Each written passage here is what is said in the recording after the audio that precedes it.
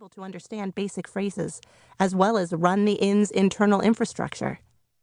As a child, it had even read stories to me in order to increase my verbal intelligence. Old copyright-free tales about princesses and ponies and crap like that, which it thought I would enjoy.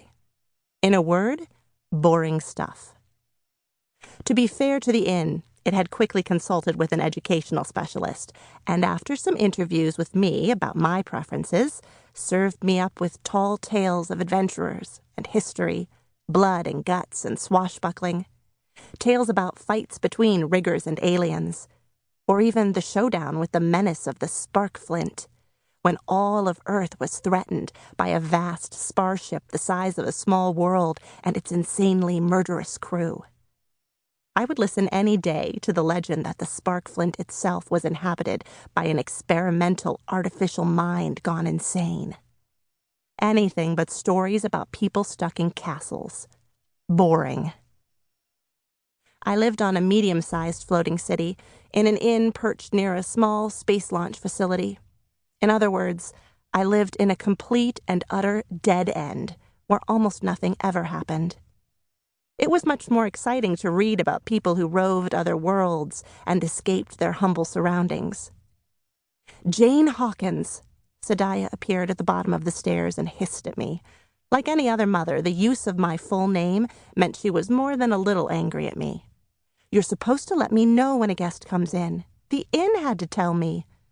Her lips were tight with annoyance, and I didn't try to come up with anything other than a half shrug. "You were upstairs," I said. "You shouldn't be bothered when you're upstairs. I can help out more. I help out enough as it is." It was a statement just true enough that her anger deflated, and there was, after all, a guest standing right there.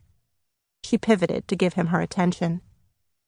"I'm Sadiah Hawkins," my mother introduced herself. She tried to shake the man's hand now that she stood in front of him, but that was a planet-side habit. Men like this rigger lived their lives in carefully scrubbed air and compartments, and they did not like germs. Least of all, germy hands. My mother's attempt to shake his hand was ignored, so she pretended as if nothing had happened, and continued. "And your name is?" she asked. "I need power, and I need a large room," was all the mysterious new guest said, gruffly.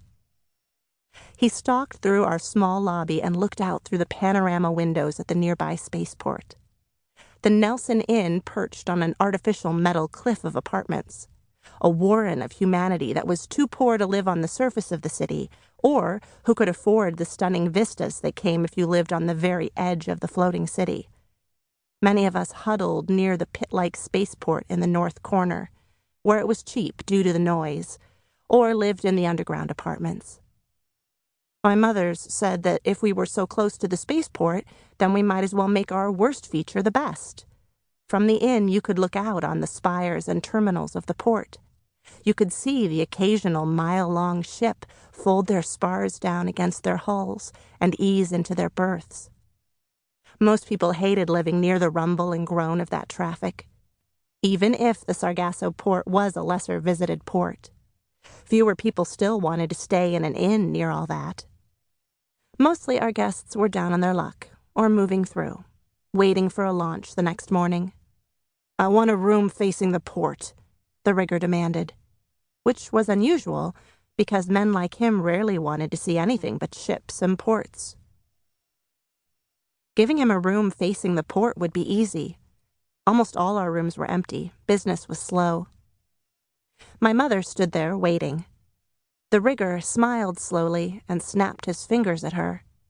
It must have triggered a payment, as my mother looked at the empty space in the air where he had snapped, tapped the air, and nodded. If Sadiah had let me get chipped, I would have been able to see icons hanging in the air as the rigger paid for his room and board. I would have seen the receipts Sadiah gave him, or even Sadiah's own customer profile information. I would have been able to see information the inn projected to all of our grown-up guests, and much more, particularly when outside. The world was riddled with layers of information that enhanced eyes and enhanced brains could see. Augmented realities, created by all sorts of computers and wireless networks, talking to each other and meshing people in. But I was too young.